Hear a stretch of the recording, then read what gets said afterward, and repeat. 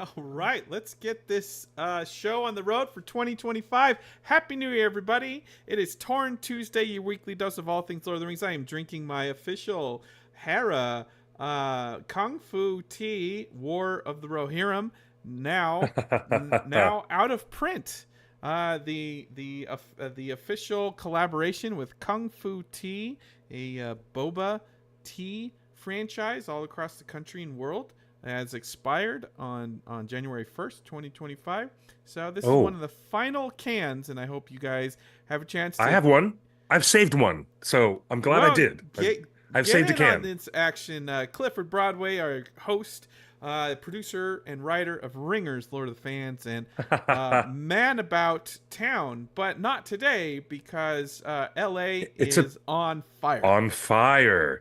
Do you know what? It sounds suspiciously like a Stephen Sondheim number from Sweeney Todd, the demon barber of Fleet Street, where the crazy woman is running around going, "City on fire." Oh my God. YouTube, do not give us a music copyright knock for that little Sondheim that I just did. But it is true. I am here in Los Angeles, about maybe 15 or 16 miles away from the Palisades fire, which is directly west of me. Welcome to the show, everybody. Sunset Boulevard has cars that have been abandoned by their owners, tons of Yes, it's Cybertrucks and true. Mercedes all through Malibu and the Palisades. People just abandoning their cars on Sunset Boulevard and running It's away true from the fires. It is crazy, but we're here because they because couldn't get out. we want to feel like we're living in Mount Doom and Mordor, and that's what LA feels like today, doesn't it? Uh, this is Yeah, super fun. it's what it feels like. It feels like there's a pyroclastic flow coming down out of the Pacific Palisades. All of We that see aside, so many people, regulars in our chat room. We are streaming live on Facebook and YouTube and everything else. You can text the hotline at 530-64-FRODO. Yes, that's the phone number at the bottom. 643-7636 is really our phone number. It goes right to my phone right here. So you can it text does me during the indeed. show. And I love getting texts, and I love that everybody is that won some prizes from us, some War of the Rohirrim maps and pins. You've been texting me back as you receive them, so I'm glad we could bring some Oh, good. holiday cheer to everybody, and cheers again to my Hera black tea. They still have cans available at many locations. I just got this week, so you might want to check in with Kung Fu Tea, your local Kung Fu Tea boba store, and see if they have Well, any I left. I have a different lemon lime seltzer, but I say cheers to you, Justin, to the new year. Cheers to Yes, you. cheers Happy to New Year, you. everybody. Welcome to Torn Tuesday. This is your one-stop shop for all things hobbity and goodness. Put those two words together, and you have the best things around That's hobbity right. goodness. We're going to be talking about the worlds and the works of J.R.R. Tolkien, as we always do here at theonering.net. I am your host, Clifford Broadway, joined yet again by my wonderful friend, compatriot, Are we producer, and doing man about intros town. again? I thought we were just I'm moving I'm on. just introducing Well, you, Justin. I wanted to return the well, favor for once and let introduce it you, let's brother. start the Welcome. year as every fan does with the most It's a new important year. birthday. Yes. What happened this week? That was the wonderful January 3rd birthday toast, the 133rd birthday observance of John Ronald Reuel Tolkien. And around the world, in every time zone, people would individually get together with friends, family, and their little smiles, their smeals, as you pronounce them, so that the little Tolkien Forever gatherings, and I mean everywhere in individuals' countries, people got the chance to have a nice meal, talk about what they loved the most about Tolkien and his works and how much it's helped them in their lives. And then at 9 p.m., they raise their glass and say, to the professor. So we did a wonderful Tolkien toast at the Cat and Fiddle in Los Angeles. You wouldn't believe it, Justin. I was surrounded by theatrical lighting designers and two Disney Imagineers who work in wonderful creative efforts at the parks around the world. And there was some actors from the Stella Adler theater company, young, talented people, theater directors. We had a wonderful group, and we all toasted the professor over shepherd's pie, bangers and mash, and a jolly good thing that they call the Old Speckled Hen. If you've never had it, it's one of the best imported beers from the United Kingdom. We had Ye Old Speckled Hen, which has a beautiful, sweet flavor, and we toasted to the professor at 9 o'clock. And I'm supposing that in everybody else's town, they did the same thing. And it's one of our favorite annual traditions. Really Well, it is. wasn't just Tolkien's birthday this week. Two Not the only one. members of the Lord of the Rings family has celebrated birthdays this weekend. Graham McTavish. Yes, that Graham McTavish from some of your other Yes. favorite fantasy shows, including House of the Dragon Season 1 and Outlander, and many, many, many other things. Of course, he played Dwalin. His birthday was on Saturday, Oh, and then on Sunday... Dwalin.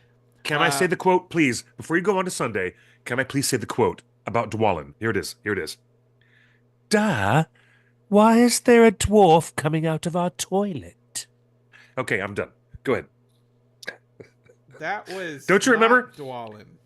That was Dwalin climbing up out of the toilet But he in the doesn't desolation of say that. Smaug. I thought you were quoting Dwalin. No, I mean it's one Give of his us your famous. best Scottish brogue then. Let's hear No, your... that was just commemorating Dwalin's appearance in That the was toilet. John That's Bell. all I was commemorating. That was But John that was Bell as the son of Bard.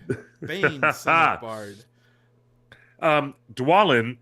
I think he's got his hand stuck in the cookie jar. There's a popular meme that happened about 10, 11 years ago when Balin gets his hand stuck in the cookie jar in Bilbo's house, eating all the food that's there. I There you just go. love that meme. That's a good one. But And who else had and a big birthday? and of course on Sunday Isildur. Isildur himself, Maxim Yes. Baldry, celebrated his birthday on Sunday, and I just love all these people, and we're so happy that they're involved in Lord of the Rings, and I just cannot wait. There is so much room in the coming years for these two actors particularly to have an incredible run in Lord of the Rings.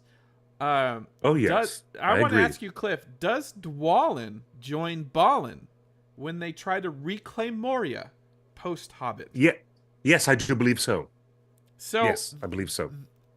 there is a potential spin-off that Warner Brothers could do where Dwalin and Balin and Ori and the crew leave Erebor with their riches and their trade routes and their weapons to reclaim Moria back from the goblins and the cave trolls and the Balrog. Nope.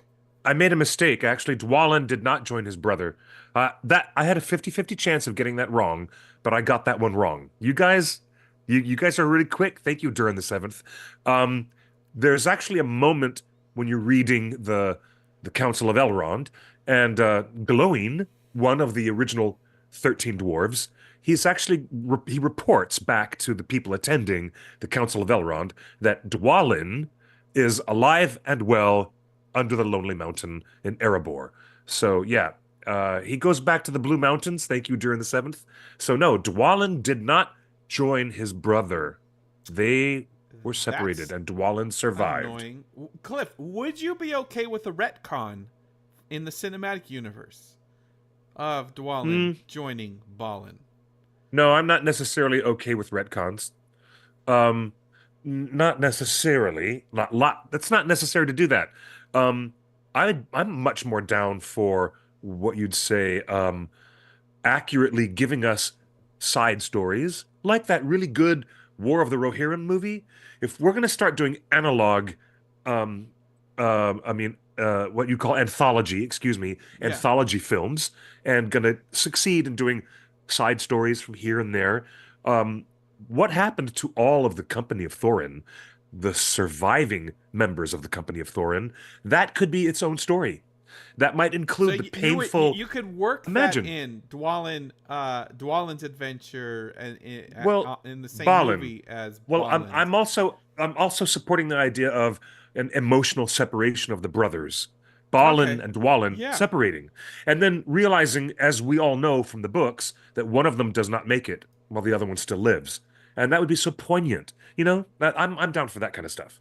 Well, as everybody is enjoying watching War of the Rohirrim at home Yeah. and rewatching Rings of Power, if that suits you as well, we thought we'd take a look back at 2024. It was a big year for Tolkien fans. We got a brand Yes, new it was. feature film.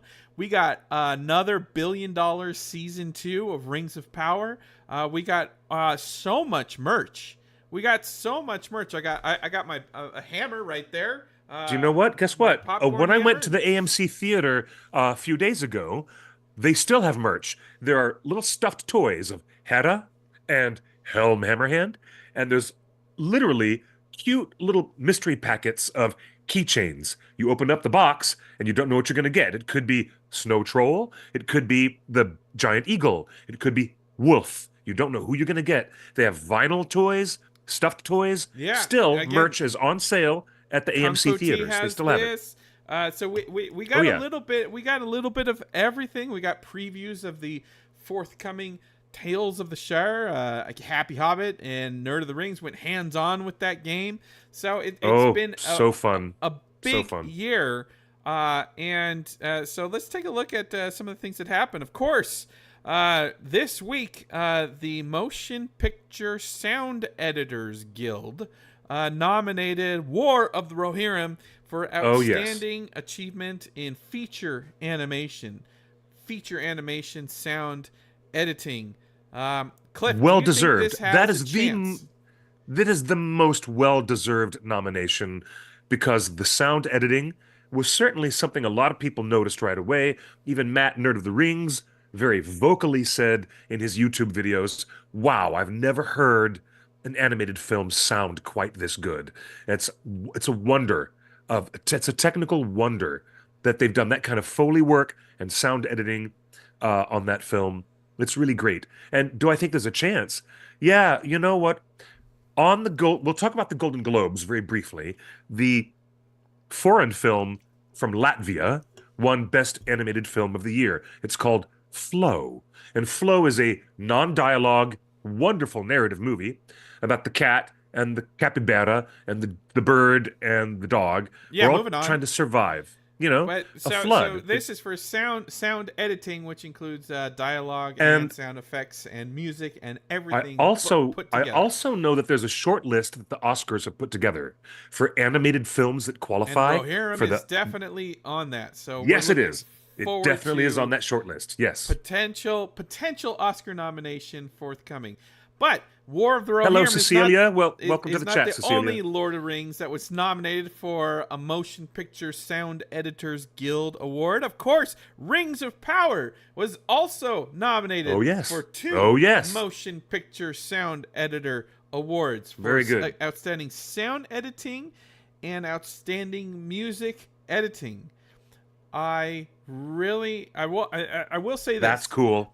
That's Uh, cool. You have not heard anybody complain about the sound mix in Rings of Power. There's a lot of other complaints, a lot that are not valid, but you could understand every piece of dialogue that's said in the show. You could see things. It's not shot for darkness like a lot of TV shows. It's just impossible to see. And a lot of TV shows are impossible to hear because the sound mix is so terrible you have to put captions on. I appreciate that Rings of Power is edited well in the sound mix, and you can hear every line of dialogue as it should be. So, congrats to both our Lord of the Rings things are getting nominated for awards. Zap in the That's chat true, room wants and to know, are Rings of Power Blu-rays legit? No, Rings of Power is not for sale on DVD or Blu-ray. No.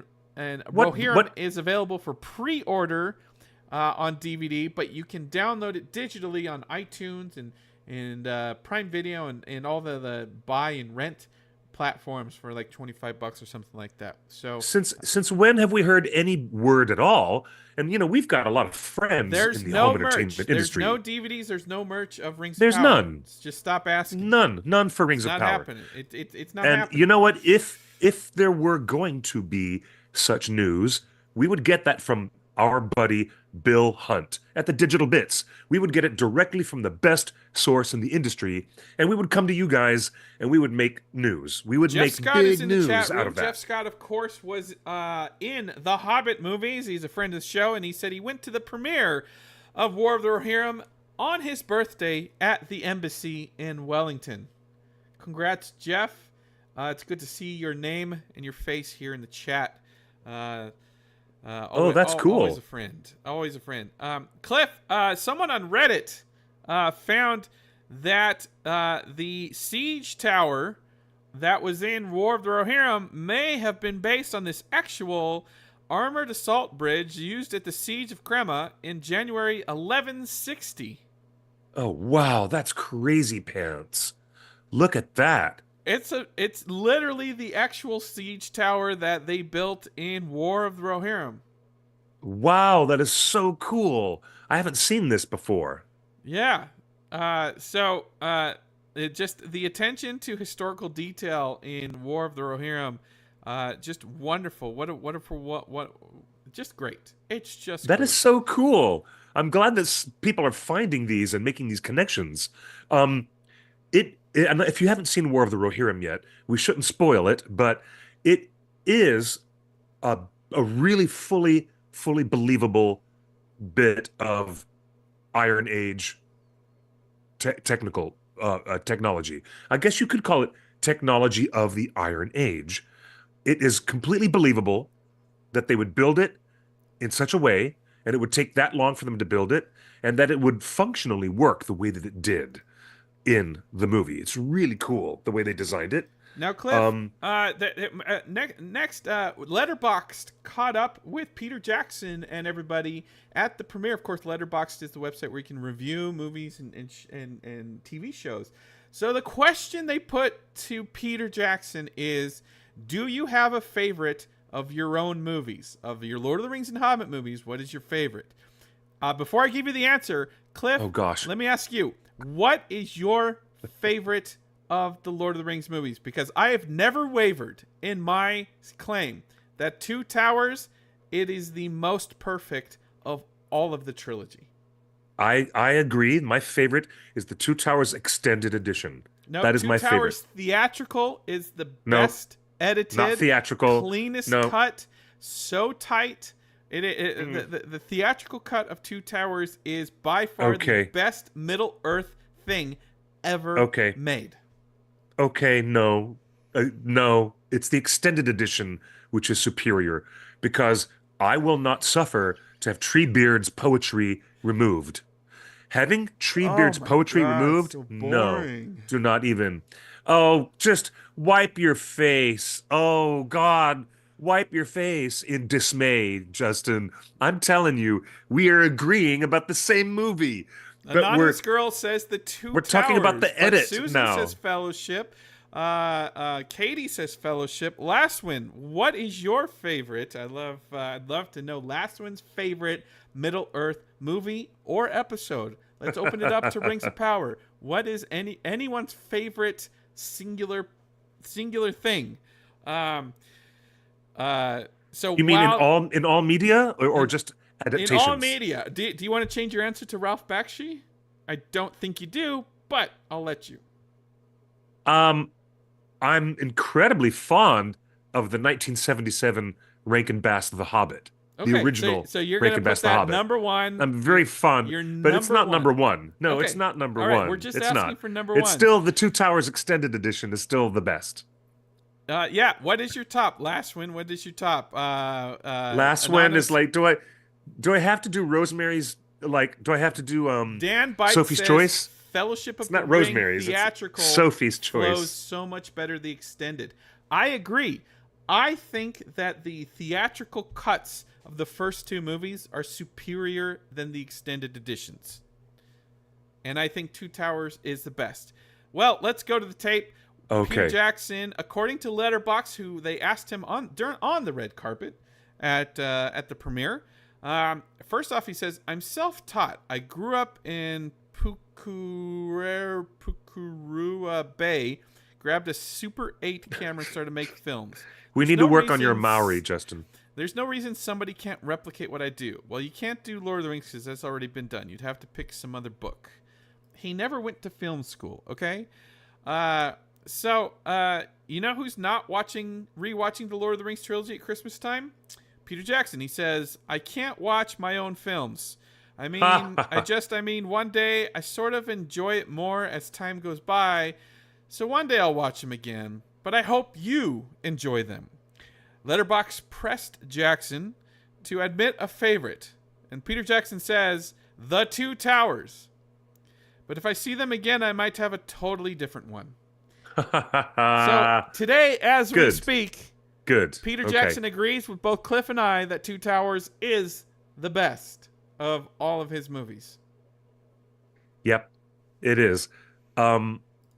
There's a lot to be said about Heavenly Creatures and what a fantastic film that is, but I'm really, really fond of The Two Towers. It's just great. It's so great. It's just great. So, and it takes on a big job. The movie has a lot of work to do.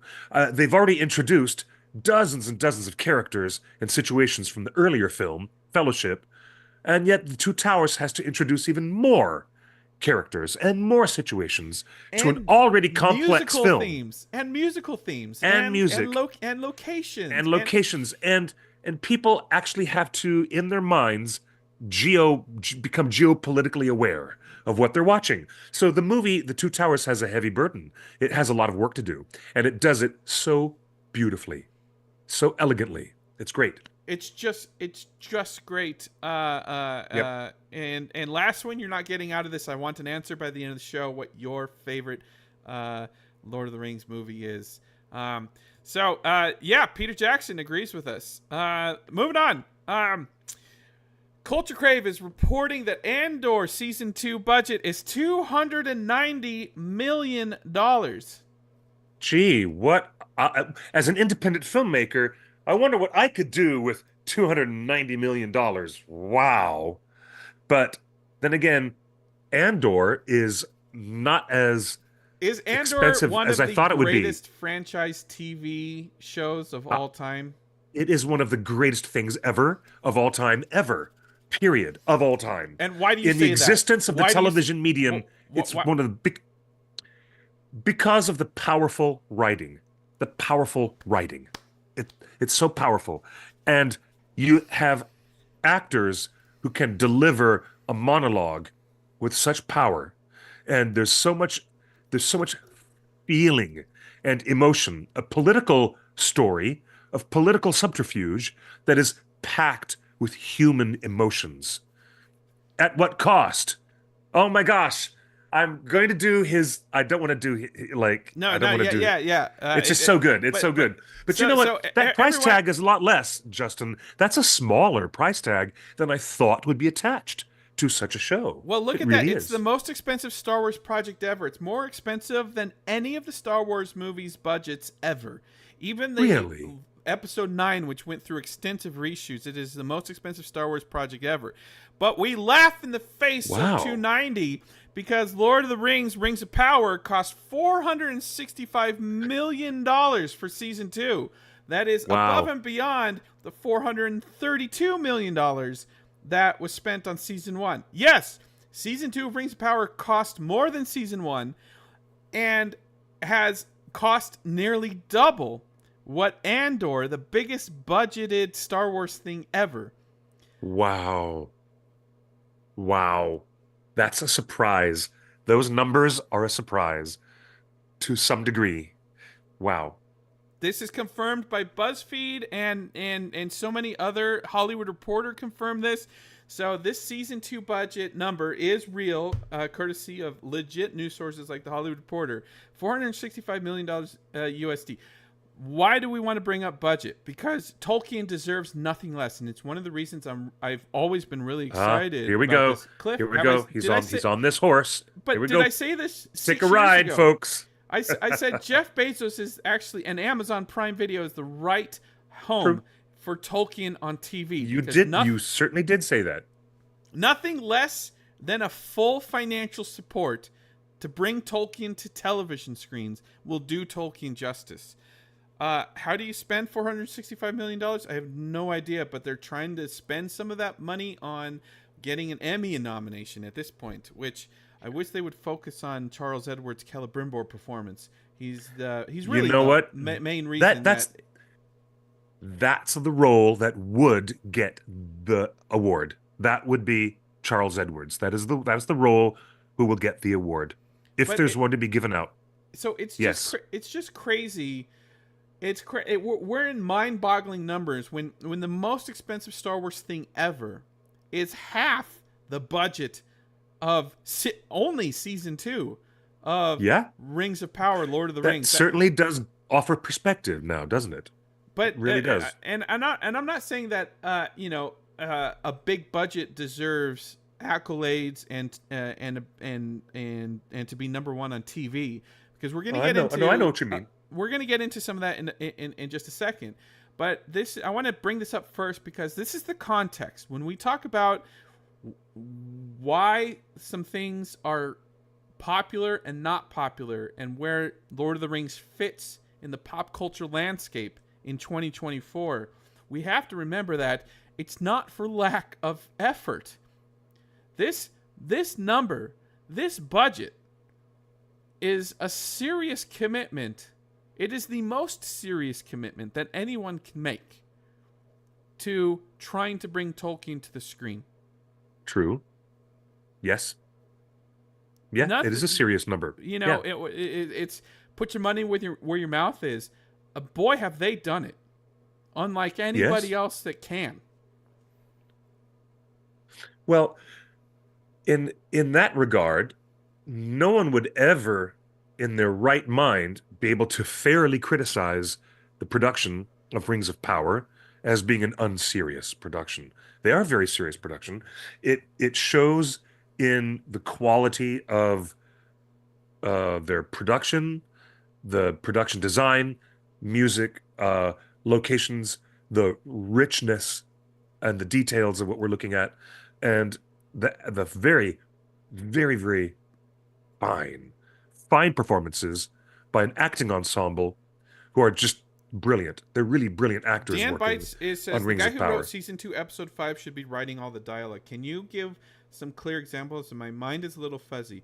What about season 2, episode 5 stands out for you, Dan, in the writing? Because I think we all agree, all of us agree, that the biggest failure of the show right now is in the writing and that episode is called Halls of Stone. It's whoever's making the decisions, the final decisions to put on screen what's on screen and what we're seeing in what order. The writers, again, the writers went on strike for nearly a year because the writers were underserved, understaffed, underbudgeted, undersupported, and they picketed at Amazon specifically because of their treatment during the writing phase of season 1 and season 2 of Rings of Power. What fans are doing is that they're complaining about the writing, but we're not complaining about the writers, because the writers went on strike at great risk and great expense. Did they go on strike? It is a big deal to not work for almost a year and put your entire career at risk by picketing the studios that employ you. But we saw Brian Cogman and Helen Chang and Jennifer Hutchinson and McPain, the showrunners, walked away from the show before it even done filming season 2. So the writers really took a stand and said, we were not treated well, and the only thing that people complain about this show is the writing. So we can complain about the writing, but we're not going to complain about the writers because it wasn't their fault. A $465 million budget, and they got skimped in the writer's room on budget. It's crazy. But let's take a look at why isn't Rings of Power more popular in mainstream pop culture. Unfortunately, it really is just not enough people watching. It comes down to the basics. Let's take a look at let's take a look at the data here. Okay. We actually have streaming data. We have streaming data comparing season 1, season 2. Season 1 is at the bottom, season 2 at the top. As you can see, by every single measure, season 1 outperformed season 2. Every single episode, even after the finale, every single week. And these are legit verified numbers by accurate third-party measurement systems. This is the real deal. Season 2 underperformed season 1 while also having a bigger budget. Interesting. Cliff, your thoughts on a bigger budget but a smaller audience? I don't get it, because season 2 was, in my mind, and I know that many people agree, but not everyone, but season 2 was an improvement over season 1, in particular because they embraced the concept of using dramatic irony instead of mystery boxing their villain. And having the problem with season 1 is because you didn't know really the stakes were not established the way that they could have been established. In season 2, incredible stakes were established, and they worked forward from that point with the narrative. And that's why season 2 was better. It is mind-boggling to me that the audience would not come to it, knowing, oh, look, they had their growing pains. They had their little bumpy start. Come on back, season 2, which is what the fandom did with the Wheel of Time. Everybody in Wheel of Time fandom, including the director of Ringer's Lord of the Fans, Carlene Cordova, she texted me on my phone saying, forget season 1. They might have had their little foibles here and there, but season 2, they really revved it up. And I remember having that conversation with her. And a lot of fans of Wheel of Time were telling me, you've got to dial into season 2, and that way you'll forget the stuff that was lax in the earlier season. And I think season 2 should have brought more numbers. Here in the chat, more viewers, says, really. Maybe the underperformance was due to so many people being put off by season 1, so they didn't bother with season 2. Yeah, well, that's because the internet is an echo chamber of stupid algorithms where people only hear each other saying things in agreement at a certain level. That has something to do with it, perhaps. What do you think about the echo chamber effect? All right, respond to Durin the Seventh, who says, the other problem with season 1 is that it was bad enough that I couldn't recommend it to my friends. Right. You know, I have conversations with a lot of people who say, Clifford, what should I think about Rings of Power? Should I watch it? And I always say the same thing. Season 1 is middling, fair to middling, but season 2 really revs it up, and it's way better. You'll have a good time. Go ahead, you'll have a good time. Well, that's what I say to everybody. Well, that's what I say. I asked our highly engaged Discord today, what about season 2 versus season 1? And here's some of the responses. Season 2, and again, our Discord is active every day of the week. It is the most active Tolkien server on Discord, period. And we highly recommend you join. But everyone basically says, VX1 says, I am a 6 out of 10 for season 2. See, I gave a bump up in the score and gave 7 out of 10 for season 2. You know, and so I wanted to drill down a little bit. I'm like, why the lower score on season 2? And Webcrawler says, I think season 2 really struggled with the pacing and the storytelling, particularly with Pelargir and Rune. I think those storylines should have been spread out more, but they could have been. They couldn't do it because episodes 6, 7, and 8 are so Aragian focused. That's fair. That's actually a fair assessment. So, yeah, it's people just aren't watching. And when people don't watch, there's less conversation about it. And there is something to be said of what Cliff just said, which is social media is a toxic dumpster fire right now. And if you say anything positive about anything, you get harassed by trolls saying, how dare you like something? So we recommend Blue Sky. Gracious. Blue Sky is a healthier way to discuss the show. Yes, we do. And of course, the healthiest way to discuss the show is joining the One Ring message boards and the One Ring Discord. We have very healthy debates. Everybody has opinions, but no one gets attacked personally for liking or disliking anything, and that's how a healthy fandom should be. So people aren't tuning in, Cliff. Was it from lack of marketing effort on Amazon's part? Interesting part of the equation. I wonder if that I don't think had so. something I to do don't with think it. so. I think Amazon did an absolute spectacular job promoting the show before, during, and after. I thought their marketing campaign was on point. It had Hmm. the magazine covers. It had wonderful offsites at Comic-Con. Thank you for the support. They hosted the One Ring party at Comic-Con. They had influencer events.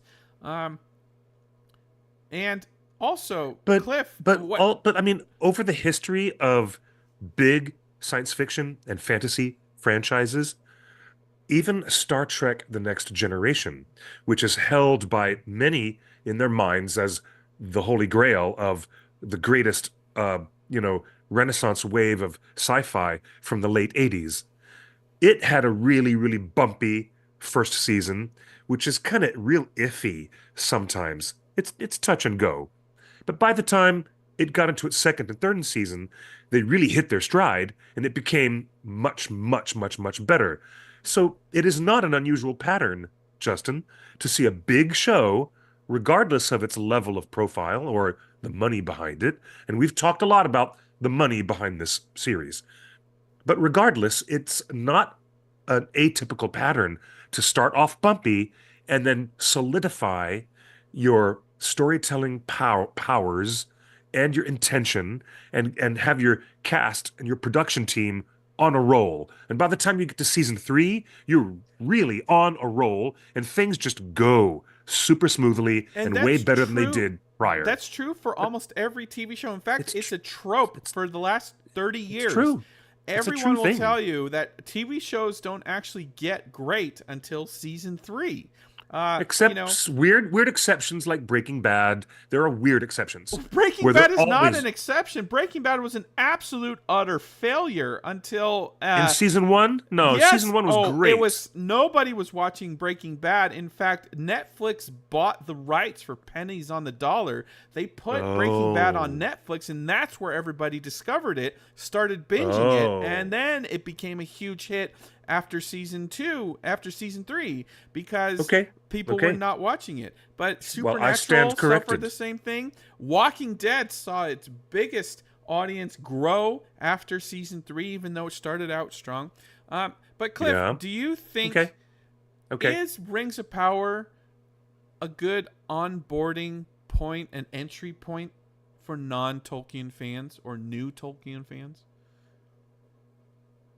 Um, you know, it can be. Yeah, it can be. Um, it really can be. But the main magnetic attraction of Rings of Power is for that audience which is already completely in love with Peter's films, which is why the Balrog design is the same, which is why, other elements are reminding you that you're in that world. So I would say that's I hate to talk out both sides of my mouth at the same time, but you've got to consider that the fandom wouldn't come to the Rings of Power, and the show itself probably wouldn't be produced or exist if it weren't for the other six films that Peter Jackson and New Line Cinema had already made. Uh, But During the Cliff, seventh says, Cliff, I can personally guarantee this show will go all 5 seasons.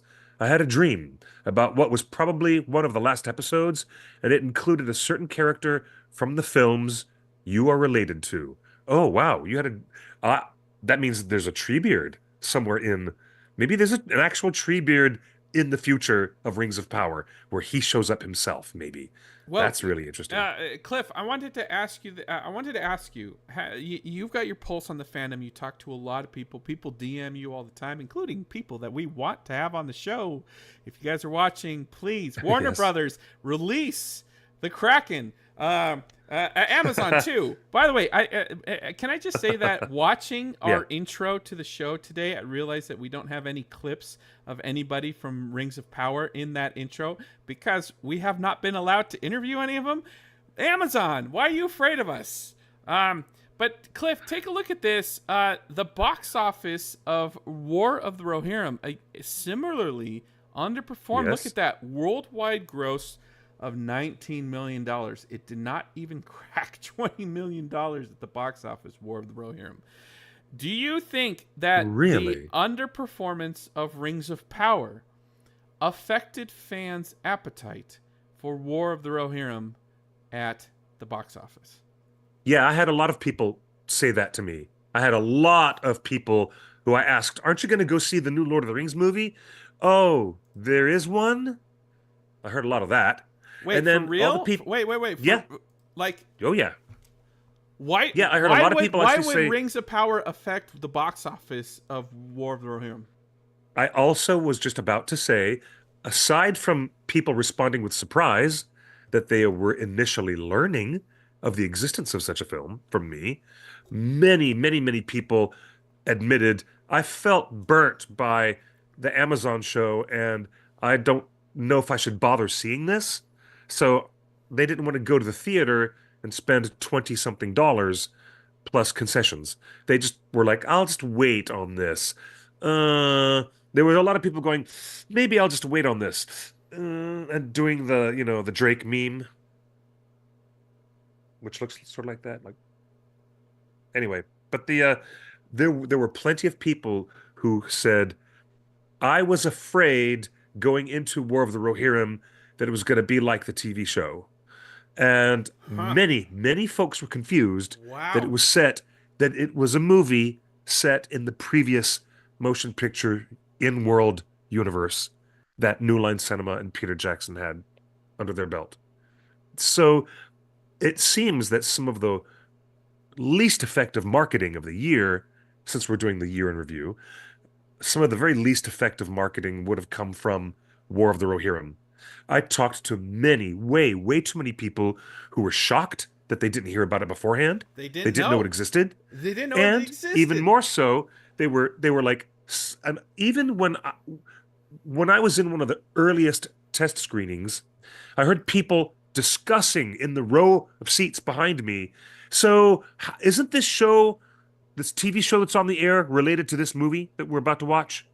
And I heard people behind me trying to explain, no, I think they're different. I'm not sure, but I think they're different.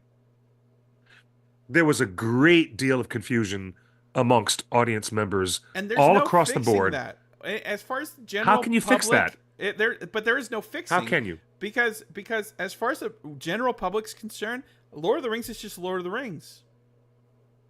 Yeah, but now you have to stop, and I have the trickiest time. I'm over at the bar doing karaoke, and someone's sitting next to me trying to ask me to explain the difference between X, Y, and Z.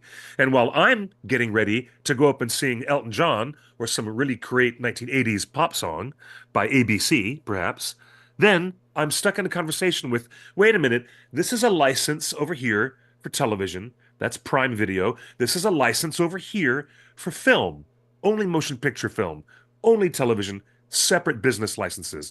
And then people go, oh, that's what it's all about. A lot of people don't even understand that. But They just don't. let's complicate things a little bit more because the Tolkien estate has made every effort to make sure there's no multiverse. Lord of the Rings does not have a multiverse. That's why you see the New Line Cinema logo at the end credits of every episode Right. of Rings of Power. Amazon paid Oh, Warner Brothers for oh the yeah. likeness and Oh yeah. image likeness of a lot of things that Okay. Peter Jackson and his team at Weta created. The intent of Rings of Power is to be a prequel set in the same universe as the movies. That's why the Balrog is designed the same. And that's why that's why the general public, they see those TV commercials for Rings of Power and they see a Balrog and then they look at, oh, look, Peter Jackson, footage, for War of the Rohirrim, and they're like, oh, same thing. So MJ in the chat says that T-Rop is still in the top 10 worldwide on Prime Video. It is in still what on. yes, they're because they don't have a lot. I mean, let's be honest. Torrent Freak put out a list of the most pirated TV shows of 2024. If we want to take a look at the cultural conversation, these are the most popular shows. These are the shows that were most pirated. of 2024. House of the Dragon, The Number one Boys, pirated show. The And then The Boys from Boys. Amazon Prime, Emmy or Golden Globe winner Shogun and Emmy winner Shogun, From Arcane, Hulu. The Yep. Penguin, Golden Globe winner, The Penguin, Yep. Fallout from Amazon Prime, incredible show. That's how you do an adaptation. That is Jonathan Nolan. Jonathan Nolan, Lord of the Rings needs you. Come on, you're in the Amazon family, Jonathan. Come on over, please. Help. Reacher, Amazon Prime, Silo on Apple TV, Dune Prophecy on Max. That was a fine show. It's good. And Halo on Paramount Plus, which is canceled. Interestingly, Torrent Freak points this out. While House of the Dragon faced stiff competition from Lord of the Rings of Power 2 years ago, it easily secured the top spot this year. Surprisingly, Amazon's Tolkien-inspired series barely cracked the top 10. In fact, I believe it's at number 21 of the most pirated shows of the year. There is no better measure of cultural success of a TV show than whether everybody wants to pirate it. And the fact that Rings of Power was, I think, number 2 or 3 on season 1, and on season 2 it's not even in the top 10 and barely in the top 20, nobody wants to watch the show. That's actually saying something. I understand this is a different litmus test. Now, ladies and gentlemen, theonering.net is not at all advocating that you go to a Pirate Bay No. or to Torrent Freak. We're not advocating that It's you free pirate with your anything Prime at all. subscription. We're just talking about what is a litmus test to show that people are thirsting for it, that they want to get their hands on it. House of the Dragons. We're trying to find measurable data that shows whether Rings of Power is having an impact on pop culture. Right. I get that. Yes. And this is one of the measurements. And no doubt, season 1 of Rings of Power was a cultural titan. Absolutely. Wow. Do you know what's fascinating to me? Because Arcane is number 4 on this list, and because people really, really love that show, and they've rightfully so. Arcane is phenomenal animated work. I would have thought that the War of the Rohirrim would have struck the appetite more, as I predicted for months that it was going to really strike the appetite of moviegoers, and it didn't happen in the same way. It didn't happen. So what? I guess the question is between the War of the Rohirrim's underperformance at the box office. No, you know what? I just said not underperformance because we don't know what the expectations were. Hitting 2/3 of your budget. Supposedly it had a $30 million budget and hit nearly $20 million. So that's respectable. But it didn't make its budget back. Season 2 of Rings of Power underperformed with a bigger budget than Season 1. And Season 2 of Rings of Power isn't even in the top 10 most pirated shows. So what is going on with Lord of the Rings, Cliff? Is it a lack? What's Lord of the Rings lacking? And do you think Gollum, the hunt for Gollum, will have that magic? Or are we looking at this totally improperly? And has Lord of the Rings reached the pinnacle of hitting all those Oscars, $6 billion film franchise? Is success not these measurements anymore? And is success just us fans being able to play in the sandbox and live in Middle Earth? Well, even when the Hobbit films came out and people complained Still made $1 billion a movie. They made $1 billion each film, just with the previous films did. $1 billion each film. And you don't get to $1 billion with a bad movie. It started leaking into other popular culture. I saw other TV shows, like comedies, where some actors in character were talking to each other in character about, hey, did you see the Hobbit movie? No, I didn't. Was it any good? And she looks back at him and goes, Yeah. And But this she started still happening. saw it. That was the conversation about the Hobbit movies being But she still less watched it. than the magical lightning in the bottle that was the That's Lord of the fine, Rings but she films. still gave it a It chance. I guess the issue is people aren't even giving Rings of Power a chance, and then not even giving Rohirrim a chance, even with great reviews and great word of yeah, mouth. yeah, great word of mouth. I really would have thought that worldwide, totally combining all territories, that they would have made their $30 million back. I Why did really would have Magic the thought that. Gathering cards sell like gangbusters? I'll tell you why. That's a good One, question, Durin. one, the $1 million card. Having a one of one card in a random pack, and you had multiple people trying sending word that they would pay millions upon millions of dollars for anyone that found that card.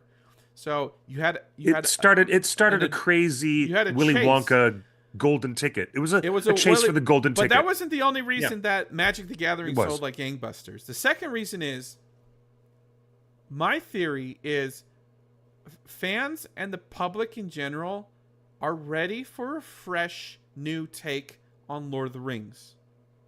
Hmm. And Magic offered that. Their characters looked different.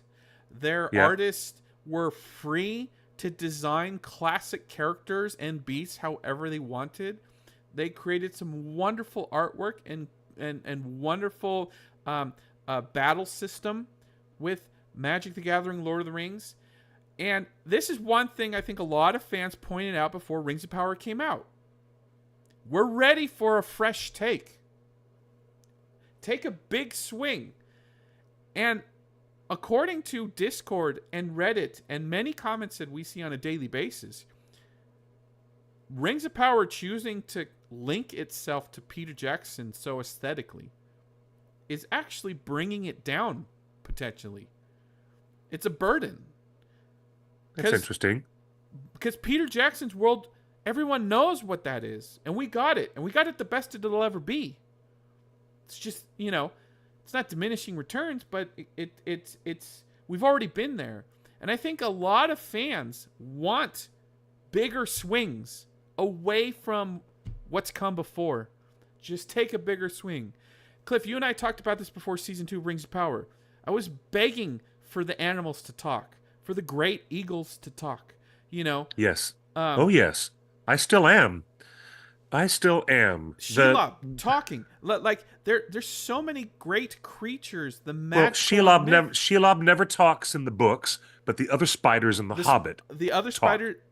other spiders do. Sauron transforms into a vampire and a werewolf, right? We haven't seen any of the Bjornlings.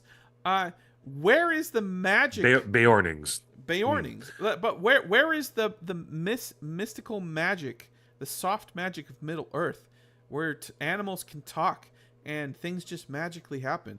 They don't exist in Rings of Power yet, and I feel like, and I feel like Magic the Gathering is a clear example that there's a marketplace appetite for a fresh take. You have world. the only magic that is happening in the Rings of Power is through the storyline following the Stranger and the Harfoots. And now it's the Stranger and the other Dark Wizard, played by Kieran Hines. Stranger Part 2. It is Stranger Wizard version 2.0, because he may or may not be Saruman, or he may or may not be some other blue wizard. But it's just like, ugh. I think the closest they got to some of that magic happening was when Celebrimbor and the Elven Smiths were making rings. And actually in that episode that people just mentioned earlier in our show, episode 5, season 2, Foundations of Stone, I believe it was called, that's when we realized that the rings can provide invisibility. Where the magic was in that episode. Oh my gosh. Yeah, yes. Where the elf girl, I think her name is, I forget her name. And that was one of my big criticisms about War of the Rohirrim. There's zero magic. In fact, there's less than zero. There's no magic in Rohirrim. It's just a straight story of men told well. You're right. It's a magic-free world in that. That's a version of Middle Earth that is completely magic-free in the War of the Rohirrim. But even the Disa dropping the tuning crystal into the water, it didn't play on magic. There's no magic in what Disa went through. I feel like not like we're talking about. So I don't know, You man. know, I really wish that they weren't still hiding identities of characters. Specifically, I'm talking about the mystery Dark boxing, Wizard. all this stuff is just crazy. And then mystery Well, boxing, in whether in season 3 is even greenlit, in is a mystery in box in season in itself. s- in season one, you didn't even have Kieran Hines.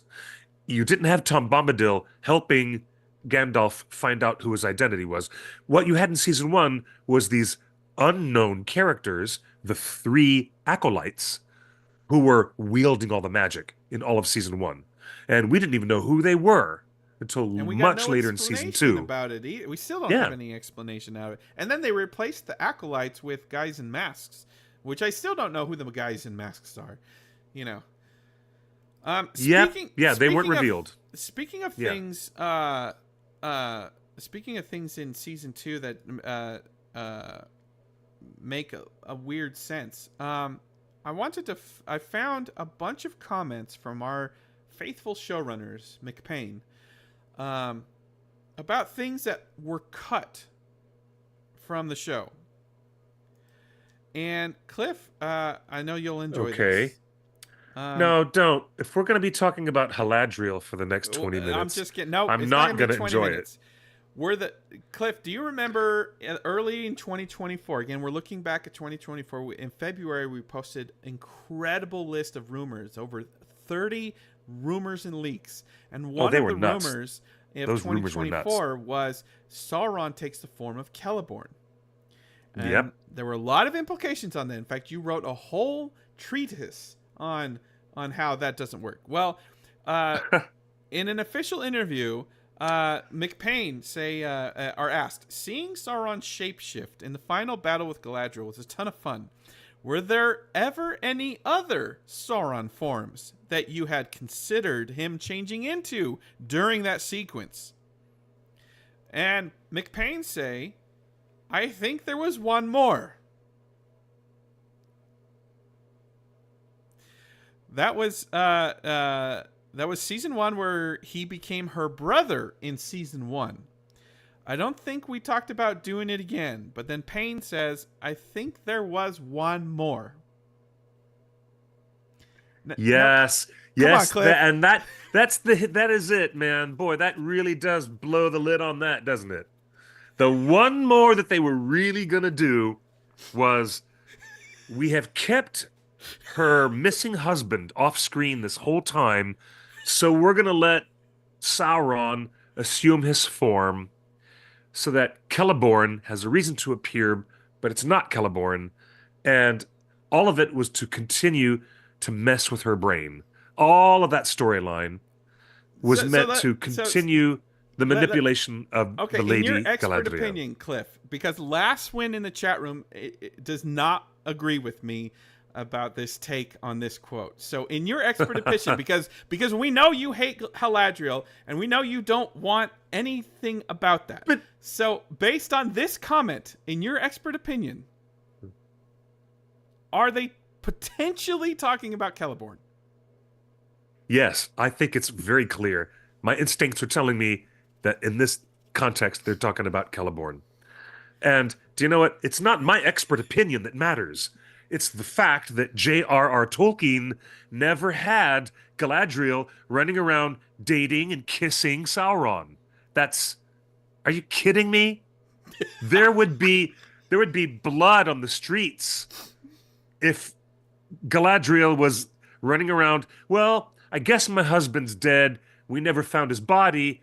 Come here, Halbrand. Mwah, mwah, mwah, mwah. If that had ever I'm telling you, happened, there would have been blood right on the now, streets. if No, I'm not exaggerating when I say that. If Galadriel and Sauron had kissed in season 1, this show would have better viewership during season 2. The numbers would be going up instead of down. I if would the have kiss had abandoned. happened. I would have abandoned watching it, and I would have refused to report on it. if that had happened, if Galadriel ended up not being portrayed with her husband and she ends up making out with Sauron the Dark Lord, I would have punched a hole in the television and I would not have done a single drop of reporting for years. I would find other things to talk about and write about on theonering.net if that had happened. And I would So have been everybody here better reporting be on this glad every that didn't week. happen. Every week I would have been here giving you the updates on Rings of Power, even if you weren't watching, because that's exactly what I want. Then that's the show that they set up. That is the show they most likely set up, but as Anonymous Girl is correctly saying, they didn't have Galadriel kissing Elrond either, but here we are. Yeah, okay, there you go. Galadriel Cliff, being kissed by her future son-in-law. That's worse than kissing the bad guy. That kiss it's equally bad. It's equally It is bad. not equally bad. It is worse. It's equally There's bad. something incestuous about that. That is It's worse only than kissing because the bad boy. J.D. Payne and Patrick McKay, bless their hearts, had decided he doesn't know that that's his future mother-in-law, does he? He doesn't know that. So let's do this. And then there's this kind of wafting conversation about maybe elves show affection to each other differently. And I don't buy if that. that's All right, part of it. I don't know if that's part Here's of another it. quote from McKay. I think the I don't know. aspiration from early days in envisioning what the multi-season arc of the show would be is that there could very well be some significant gaps. We're great admirers of shows that have done that. There's *Halt and Catch Fire*. That was the time jump in *Halt and Catch Fire* was when the audience checked out. Anyway, Battlestar Galactica did a time jump famously, a 13-year time jump. And so Payne says, if you think about where the Second Age is going, what you know is what's going to happen with Numenor and the Last Alliance. You have to build entire cities built. You have to have entire cities built before you can have the Last Alliance. McKay, if Celebrian is in everybody's future, she'd have to be a grown-up. Theoretically. But I mean, these are all very early days. But we're just talking speculatively. But season 1 and 2 are almost one roaring train. I think the aspiration would be that there would be some big time jump gap, some big gaps in time later. Cliff, this is the showrunners of the show already telling us to prepare for a giant time jump where Celebrian might already be born and fully grown adult. Is this a path that you agree with?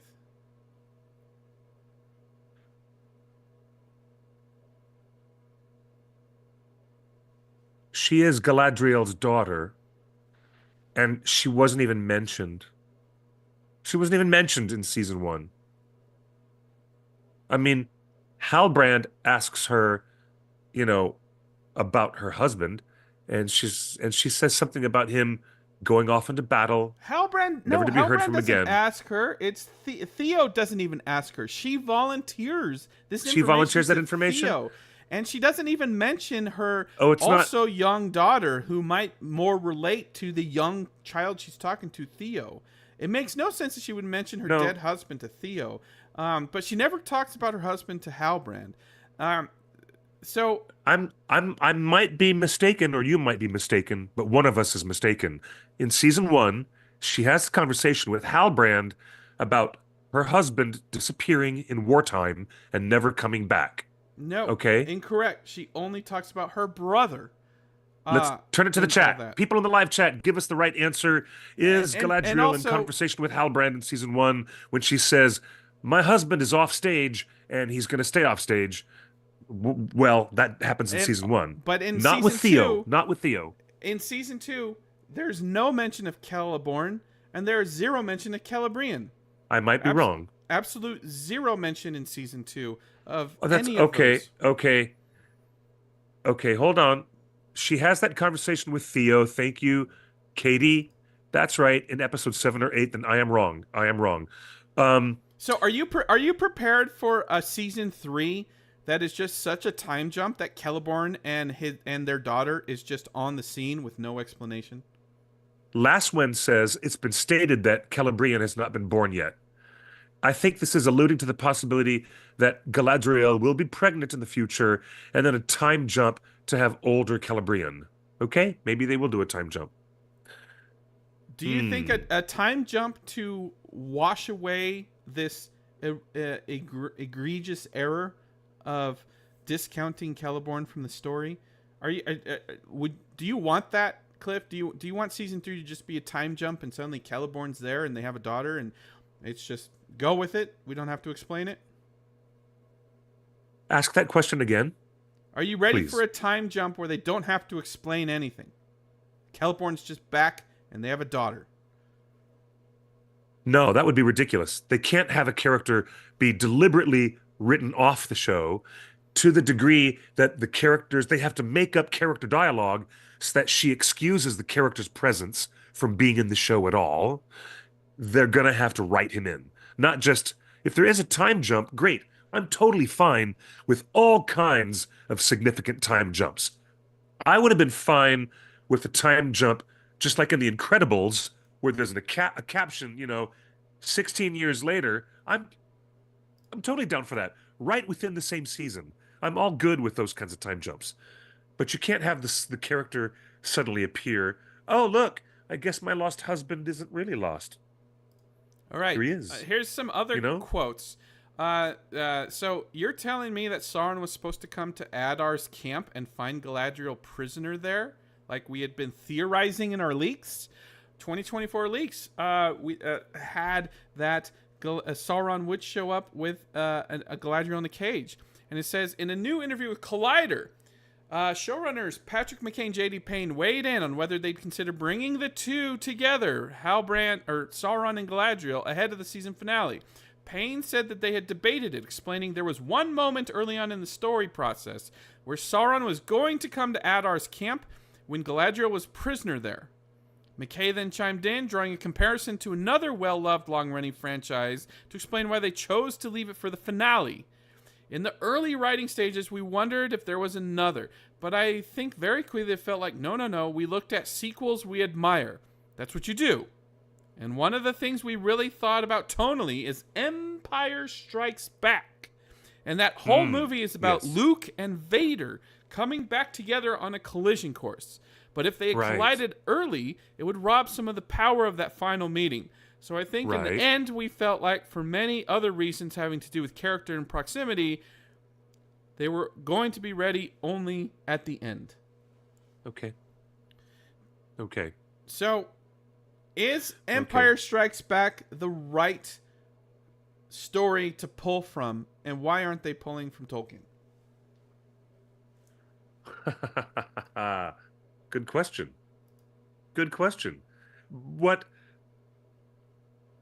it is totally fine that they're pulling ideas to put the crest and the waves of the crests and waves of the writing into an energetic pattern that looks like it's something familiar from popular culture. That's fine, and it's expected, I guess. Um, the reason why they need to do that often is because they only have a few pages of material from the back of the appendix, and they don't have fully fleshed out chapter by chapter by chapter Tolkien storytelling because they don't have those crests and waves the way that Tolkien wrote them in the original. And it's just what you're basically working with is a Tolkien synopsis of a historical period that affects many individuals. That's what they've got to work with. So it's okay, totally okay, for them to take inspiration and to take their writing cues from, you know, other material that resonates with them. I mean, this is their show. It's their writing process. Hey, you could do worse than to take a bit of energy and uplift from the Empire Strikes Back or from, the Return of the Jedi, which has a more specific build out of Luke and Vader avoiding each other until the very third act at the end when they're in the Emperor's throne room on Death Star 2. So that is also a point that holds up in other stories that if you're going to have your antagonist and protagonist together way too often, it might deflate the proceedings. hold off until you can find an artifice or a conceit in the storytelling to bring them together at the very, very, very end. Um, I have 2 points on this so comparison to go Empire right ahead, Strikes please. Back. One, Go right ahead. Empire Strikes Back was hated when it came out in 1980. In fact, there's tons of articles from the fan community that said this is not Star Wars. This just sucks. Like this isn't fun. This is too dark. What? People hated Really? people hated Empire Strikes Back when this came out. So Why? Because of the father-son reveal? well, and number two, Empire Strikes Back ends with repositioning the hero and the antagonist as bonded family, as father and son, bonded Yes. over family. I mean, Haladriel, they're, you know. Oh, no, Justin. No. No. All right. No, no, no, no, no. Okay, okay. Well, then let's move on All right, to another quote. Let's move on to another quote from Okay. the showrunners. Okay, When okay, she okay. jumps off the cliff, there is a part of him which is like, I'm not going to just jump off and then go down and kill her. Because there's got to be a small part of him that sees her as a worthy adversary. And it keeps him from going in a way her existence. Oh, you mean it keeps him going? It Keeps him the engine going. running. Keeps the engine running. Her For existence keeps him going. And that's a quote from the showrunners? Oh, that's Morphin and Charlie. Those are the actors. That's Morpeth and Charlie. Right. So, look, the actors know these characters best. I hope. Well, these actors are happy to have the job. Like all actors are happy to get cast in a big show, especially a high profile show like this. It's great for your career. And the actors are, as always, committed to bringing verisimilitude and integrity to the writer's words. I learned that when I was in acting class in Chicago a number of years ago. Why are you an actor? He would ask our acting class, why are you an actor? Why are you an actor? Why would you take on that career to be a storyteller on the stage? Why? And everybody in the class gave a lot of, mealy-mouthed answers, because they want to work in the creative arts, or they want to make money in television, or they want to do this or that or that. And he said, no, you're all wrong. The reason why you're an actor is because you believe in the playwright's words. And it's your job to make sure that what the playwright is doing is brought to life for the audience to perceive and understand and consume and digest. It is about fidelity to the playwright. Otherwise, there's no point in you entering the career to be an actor.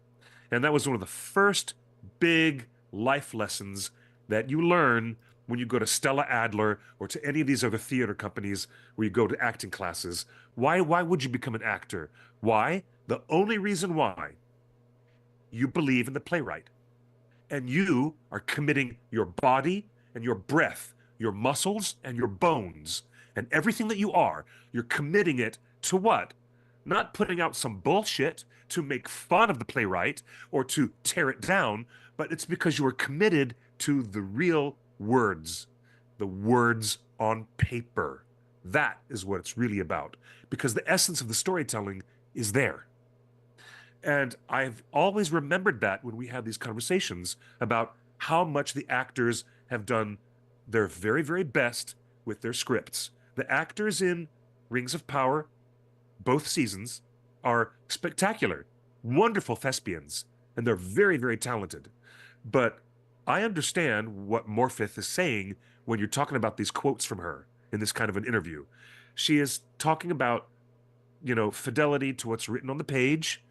And as an actor, you have to have that commitment that what the writers are giving you is to be recreated word for word, because it's the writer's intention, and the actors augment that and actually make it come to life. It's not, I mean, think about it as, You're not going to destroy and tear down what the writers have written. You're going to fulfill your job as an actor and bring those words to life. Now, this is a real classical, maybe Shakespearean point of view, a very classic point of view among stage actors. But Okay, so why don't you I'm like telling you, Galadriel? It's obvious the actors are fully on board with it and they're giving it their complete all to support. they are. But I mean, Why when won't you? Why Galadriel is aren't you saying supporting Galadriel? when I I because I never believed that Tolkien intended the Lady Galadriel to be so easily duped. Other people, other major characters are duped by Anatar, specifically the She's elven not smiths of duped, Eregion. but she's not duped. She's She was not duped. almost duped. No, And there's no duping the going on. It's two single people the actually conceit falling in love. the conceit of season 1 is not about two people falling in love.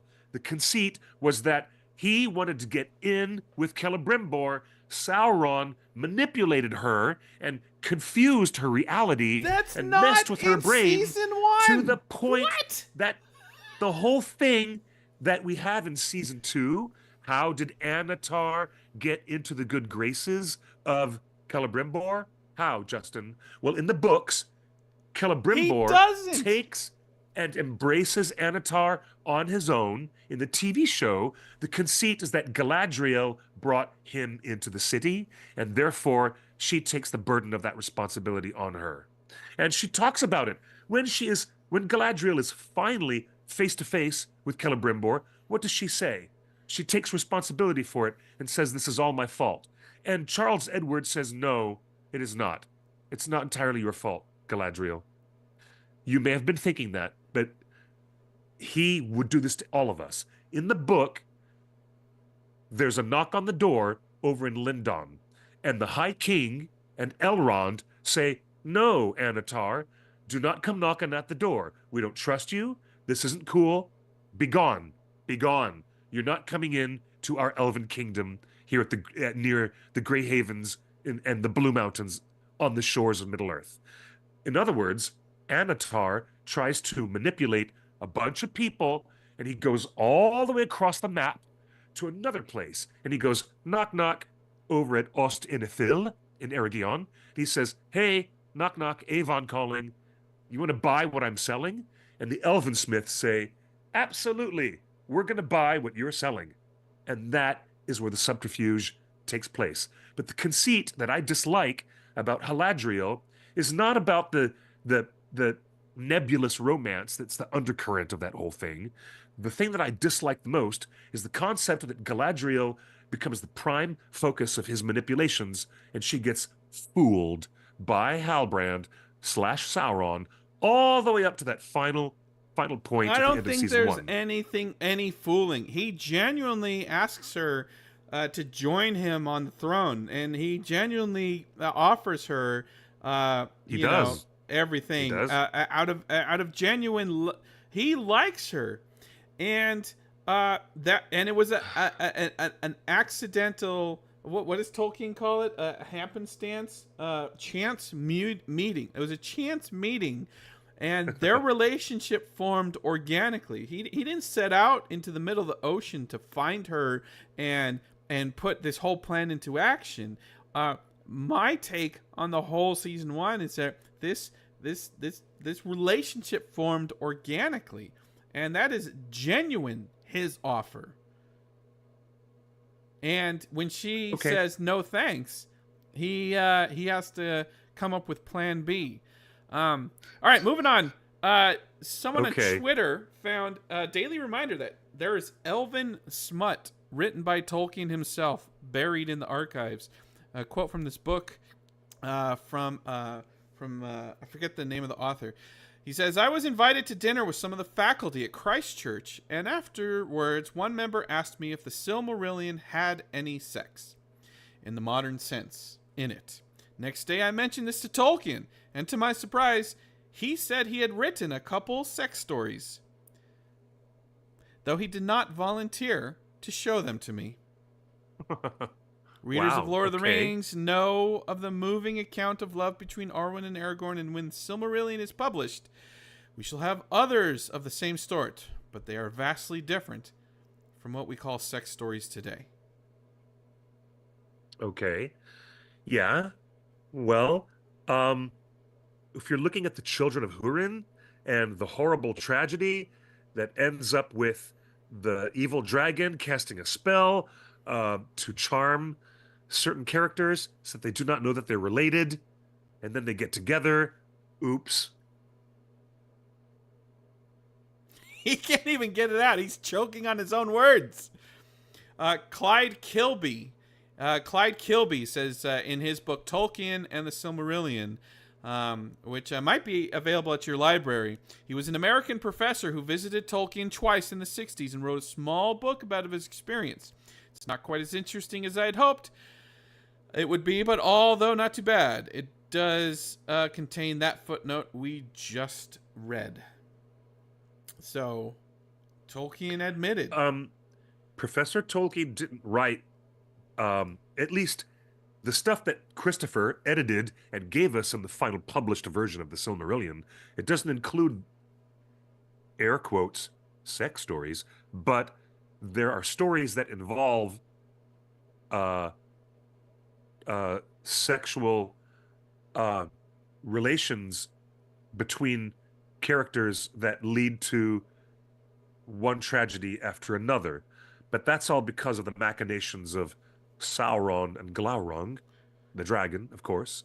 But they are So yeah, unveiling. The Tolkien estate is unveiling some of this edge case storytelling from Tolkien, because in the recent book, was it Letters of Tolkien? No, what was the other one that recently came out that talked about the myth and the lore, the rules? There's a recent book where the Tolkien estate published that elves are pregnant for 100 years. yeah, And that's right. the act of relations that lead to a pregnancy is incredibly cosmic. I don't want to get any further into it and misquote Tolkien, but he was not afraid to describe his thoughts on the matter.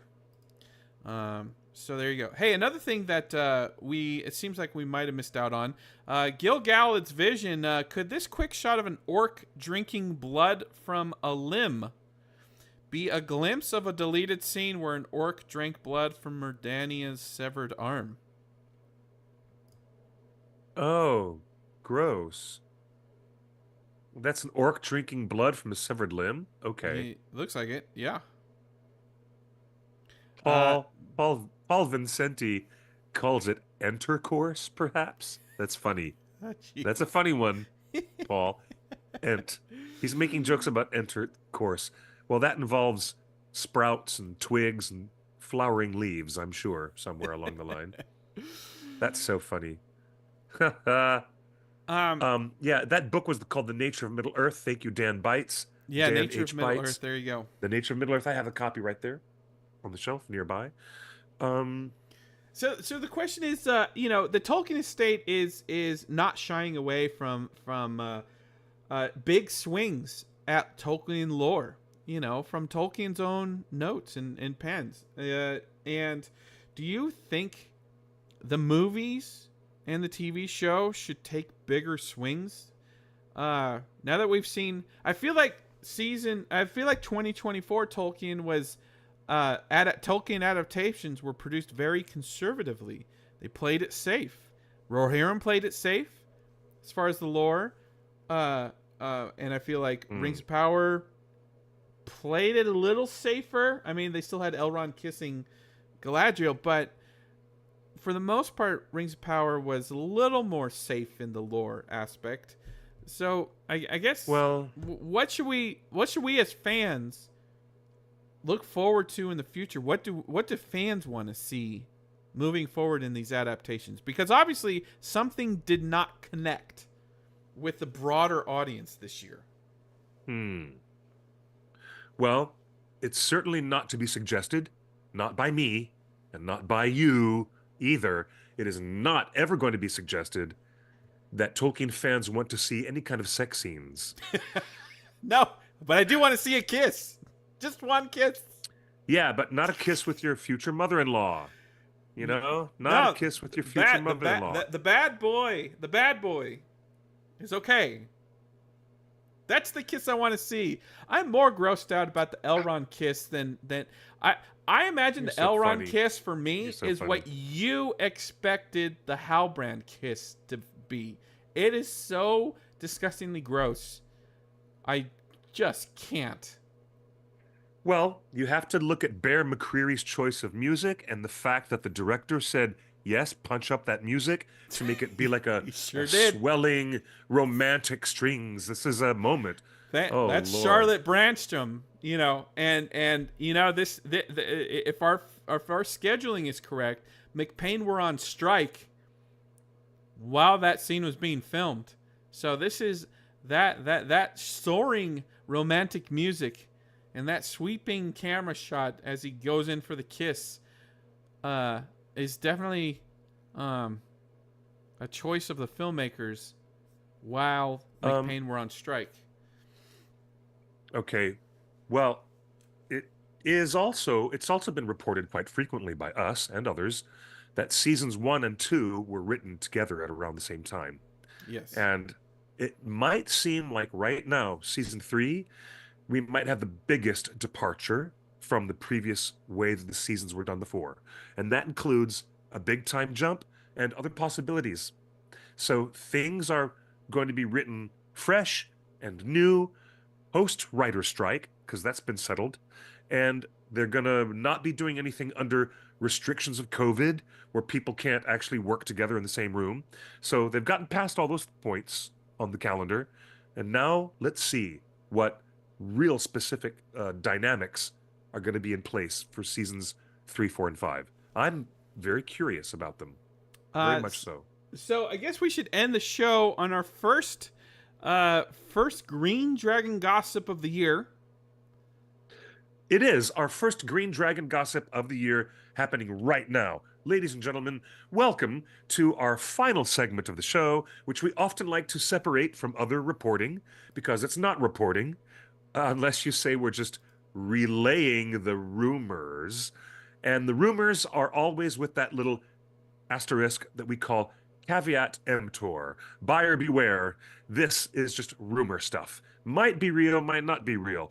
But we are in the tavern now. Come on into the Green Dragon Inn. We're going to sit down and have a flask, a delicious plate of cheese and bread and fruit, and a flask of your best ale. Barlaman, bring me a glass. Bring my friend a glass. And let's talk about this rumor here by the fireplace. Let's talk about the rumors. What you got? All right. Well, the Green Dragon gossip, first for the year. Actually, we'll go back a couple weeks because we took a couple weeks off for the holidays. So, Christmas was on Tuesday the 24th. So, the Green Dragon gossip is, Cliff, on Friday, December 20th, 2024. On Friday, December 20th, 2024. All scripts were due for season 3 of Rings of Power. So the gossip, you mean the gossip they finished, is they finished. Oh, the gossip is that they finished first drafts of all the material of season 3. That's right. Oh, that's intriguing. So I don't know if the writers' room has been disbanded. I don't know what this. Maybe they just take a long holiday break. But and then go back and do rewrites. The gossip is season 3 scripts are all complete on their first draft, and they were due December 20th. Wow. So our second piece of Green Dragon gossip is December 19th, the day before, December 19th, 2024, the script for The Hunt for Gollum were due from the writers. No, really? That fast? I thought they were taking their time with the Hunt for Gollum. The first draft for the Hunt for Gollum script written by the same team that wrote The War of the Rohirrim, right here at the bottom of your screen. So the same screenwriting team that did War of the Rohirrim, their draft, the Green Dragon Gossip, supposedly their draft for The Hunt for Gollum was due December 19th, and then the next day, December 20th, the season 3 scripts were due for Rings of Power. Obviously, there's going to be a lot more ahead. Okay, the way the writing room works is the first drafts are submitted. We're talking about Phoebe Gittins, and Artie Papagiorgio. That's right. That's the gossip. I didn't know that The Hunt for Gollum was being written by Phoebe and Artie. That's right. I wasn't fully aware of that. That's intriguing. Yes. I thought that The Hunt for Gollum was being written by Peter, Fran, and Philippa. No, they're producing. They're producing. Artie and Phoebe are writing the script, and Andy Serkis is directing. So the way these things go, yes. and this is going to be true. Oh well, no, Philippa is lead writer with Phoebe Gittins and Artie Papagiorgio. Okay. Just like she was on Rings of Power. So, or not Rings of Power, War of the Rohirrim. You mean so War of the Rohirrim? No. Actually, TV according show, to the Writers Guild, Philippa was not credited as a writer on the War of the Rohirrim at all. Well, at all. She did not. She did not have a credit. Well, now her and Peter have a new overall deal with Warner Brothers. That's okay. That's okay. So, the way things are going, this does not mean that things are going to be greenlit, but they could be. If their first drafts of these scripts are good, are great, right out of the gate, then you'll start to see some news pick up really quick. But the way these things go, the scripts are submitted to the studio and all of the stakeholders will have feedback, right? You know, they'll have their own studio notes. They'll probably submit these scripts to the budget department, and they'll start to plan out how much these scripts are going to cost to produce. Because with the script, talented artisans can look at the script and say, all right, here's how many sets we need. Here's how many locations there is. Here's a ballpark of what it's going to cost to build these sets on this timeline, everything else. So I think there's going to be a little back and forth here, but as far as we know, the Green Dragon Gossip is all systems go for another, 10 or more hours of Tolkien content coming to our eyeballs in 2026. So fascinating to me. According to the IMDb, the release date for The Hunt for Gollum is next year. So I guess it makes sense that we can report. Well, we're not reporting. We're rumor mongering. It's the Green Dragon Gossip. This is the gossip. If it's true, if the gossip is true, and they've got their earliest script already done for The Hunt for Gollum, that means they've got to go right into principal photography right now in 2025. Last Wind says our Rings of Power actors are doing various things on stage in London's West End until about March or April. And then all of the actors for Rings of Power, their schedule seems to be cleared up after April. Oh, interesting. My dear. And we know for The Hunt for Gollum, they've reached out to Ian McKellen, Orlando Bloom, Viggo Mortensen. Of course, Andy Serkis is going to reprise his role as Gollum. They're getting the band back together for Hunt for Gollum. Yes, they are. From the chat, Otaku Senpai asks, do we know how much of War of the Rohirrim's $30 million budget actually went towards production? All of it. Versus how much of it went to marketing? I would say that $30 million number is strictly the production number. Does not include an additive value for marketing. That's what I would assume. Arcane costs something like $200 million. The final season of Arcane? Yeah. Yeah. So that's just what animated movies cost. So $30 million is pretty much on a budget.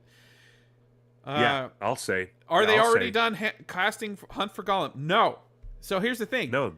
The first draft of the script is there, but now there's enough to work with. The casting director can start planning the casting process. Will there be open casting calls? We don't know. is The Hunt for Gollum going to be a small movie with a small cast? And is there anything in Hunt for Gollum that really needs a big crowd scene? Or is this just going to be the three hunters on a hunt running around the outback again? We don't know. Makes you wonder. Lee Pace, please and thank you. Lee Pace for both Rings of Power please and thank you. And Hunt for Gollum. Yes, please. You know, if there's one actor that can bridge the TV and film worlds, I would love to see Lee Pace jump in. Cliff, final question. As we look forward, yes. What did you feel about both a Lord of the Rings TV show and a Lord of the Rings movie coming out in the same year within 90 days of each other? Do you think that was helpful, hurtful? As a fan, is it everything you wanted? Or should the studios find a way to pace themselves out a little bit more going forward? That's a great question to close the show with. And I have not given that material thought, honestly. And now that I do think about it, I believe that there was unnecessary confusion between people who either A, had checked out of the Prime Video show or had been hearing stuff about it and decided, oh, I don't know if I should see that or not. I'm hearing all the stuff about it. And then this new movie comes out and a lot of people didn't even know about it. And the ones that did know about it were already deeply confused that it was related to an unrelated project. Really. So there was marketplace confusion. There really was. Yes, there was. You heard it firsthand. Yep. I heard it firsthand because I was there, hearing people say, I can't parse the difference anymore. And so, yeah, I would say yes. Did that help I would each say other? that the presence of them within 90 days of each other probably hobbled. I think the War of the Rohirrim might have been dangerously hobbled, and that's a term about horses and their legs being hurt. Sorry about that. It's really, really, really, really bad for a horse when their legs are damaged and injured. That's the end of the line for the horse. Everybody knows that.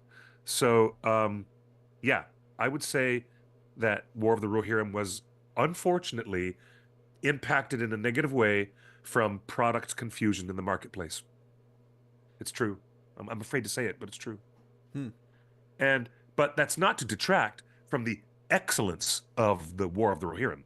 The product that they ended up with was really great, really satisfying, and everybody I know, except you had grumblings, Justin, but that's because you're not an anime fan. But I really thought it was great. I can't wait to get my hands on, what do you call it? Physical media. I'm really excited to get my copy. A copy of physical media for the War of the Rohirrim, and I loved the product that they ended up with. But the fact that the marketplace was confused tells you a lot. It really does tell you a lot. Tells you a lot. And their marketing was like, let's start with live action clips of Aragorn and Gandalf going out on a horse, and then we'll shift and dissolve right into animated versions. And that is what they really tried to do with the marketing, to clue people in to the fact that it was tied into the original 24-year-old, do you expect a bigger universe. budget for Hunt for Gollum, and do you expect an even bigger budget for Rings of Power Season 3? I am not willing to speculate on what numbers Warner Brothers Discovery is going to throw. And that's not the job of fans at all. We're here for living in Middle Earth. I don't care what they throw at it. Yeah, I want to make sure that Ian McKellen gets a chance to play Gandalf again, because he's a little long in the tooth now, and he wants to do it. And you better just hurry up, guys, hurry up. Well, there you go. Vigo's interested, but Vigo actually also says, you know what? I'm still interested in Vigo coming in to be a guest director for Rings of Power. Vigo needs to be handed his own spin-off that he writes, produces, and directs himself. Okay, and yes. I would love Viggo Yeah, Mortensen to direct a young Aragorn film.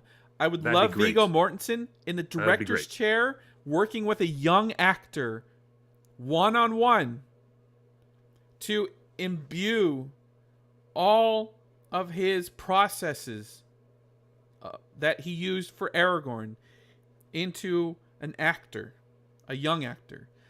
That is my Yep. dream right now. That Yep. is my dream. Viggo Mortensen writing and directing a young Aragorn movie. And I guess that is the best example I can give of like That's great. Love that idea. the future of Lord of the Rings is not big sweeping epics. It's smaller stories told by the people that we love playing in the Hmm. sandbox. And that is like the Yes. best thing ever. You Yes. know, Dave Filoni gets to play in the Star Wars sandbox. He earned that. Through And through hard work, working on the many years of the animated Clone Wars TV series, he earned with it. the blessings of Uncle George. That's Full right. on blessings of And Uncle and George. and and and Yes. people, and from what I see, fans, Star Wars fans give Dave Filoni a big long leash because they trust him, because he's coming from the right place. He's earned Hmm. it. Hmm. And I'm telling you, everybody associated with the Lord of the Rings movies have earned it. And now is their time. If they want to write, produce, direct, whatever, like everybody should have an opportunity to play in the Lord of the Rings sandbox. They've earned it. We trust Yep. them. And I would Yep. love to see Viggo Mortensen and others play in the sandbox because the material is so rich. And we Yep. toast to Tolkien, who created that rich Yes. foundation. And as he said, other minds and hands wielding paint and music and drama. Tolkien wanted people to play in his sandbox. And we are here. We are here in 2025, 2026, when people actually are starting to play in the sandbox. Cheers to that. And cheers to you, Justin. Thank you for another great year. And here to you and I, continuing the longest relationship we've ever had with someone. You and me, kiddo. Here's to a new year, you and me, man. There Cheers. you go. Clink, Cheers. clink, clink. Well done. All right, now, it's time to say so long, farewell, auf Wiedersehen, good night. Adieu to to you and you and you. I'm sorry. I can't I can't do the Rogers and Hammerstein shtick. It's just too funny to me. Doing that kind of shtick is painful, but it's sometimes very funny. I don't mean to do any more musical theater references, no more Sound of Music. Sorry about that, kids. But I do want to say this. I'm getting messages coming in right now from friends that a lot of structures are damaged. The classic Palisades Theater is now burned to the ground. And there's fear. There is the scent of fear, along with the smell of smoke in the air tonight. And I want everybody to evacuate, get out, listen to the authorities. Those are 30,000 people. That's a lot. 30,000 people being evacuated. Please be safe. Do not stay and linger in the areas where you are not supposed to. This fire is very dangerous and very real. And on a note of personal concern, because these people are my coworkers and neighbors, there's a production company that I used to work for, and they had a beautiful building right on the corner of PCH and Sunset Boulevard. Um, Back in the 1930s, it was a heyday for old Hollywood to go and have big parties during the Prohibition era when alcohol was prohibited by the federal government. And they actually had secret, You're rambling. dive bars. I love to ramble, but I'm telling you this story because I worked as a research assistant on a wonderful documentary film for this production company, and I'm afraid that when I wake up in the morning, this amazing classic old building will be burnt to rubble by tomorrow morning. I'm very afraid of that. So everybody who's out there, Please be very careful, and we'll look out for one another. Please do. And for everybody else out there who's not in a dangerous fire zone, I wish you guys a wonderful Happy New Year, and thank you for coming back again to hang out with us here at theonering.net. We promise to bring you another year full of excitement and tall tales, and we're going to do our best to parse the difference between real stories and rumor mongering and all that good stuff in between. We're going to bring you the best that we can right here at theonering.net. This is the place, the biggest web portal in the world for Tolkien fans to come and enjoy good company. Join us on our Discord. We have great conversations going on, and you'll find it very welcoming and inviting for people to come and talk about their loves and their passions concerning the literature and the adaptations of J.R.R. Tolkien. You can find me on social media. Still, I'm leaving Twitter soon, and you'll find me where the skies are bluer, but I am QuickBeam2000 on Instagram. And, you can find us, theonering.net, on all social channels. Just remove the dot and look up The One Ring Net and follow us on our accounts. We're going to be here for you all year long. You guys, thank you for being here for us. Much appreciated. My gratitude to all of you. In the meantime, like I said, look after one another. Be really careful out there. A lot of love, and from my heart to yours, many, many blessings for a grand, big scale 2025. And I wish you all the most wonderful success in your personal and private lives and in your public life as well. Have a great time. We'll see you next Tuesday, right here at 5 p.m. Pacific Time, for another episode of Torn Tuesday, featuring Clifford and Justin. Until then, signing off. Good night and good luck. Or better yet, buenos noches y buena suerte. Bye-bye, everybody. Be safe.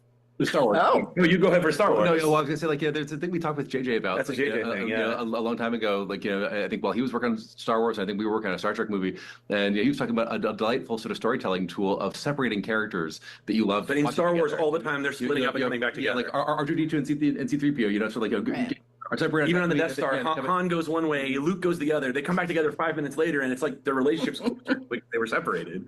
Like, and so there's a joy in watching people that you want to be together. Have to like struggle through obstacles to get back to each other. But yeah, so go ahead.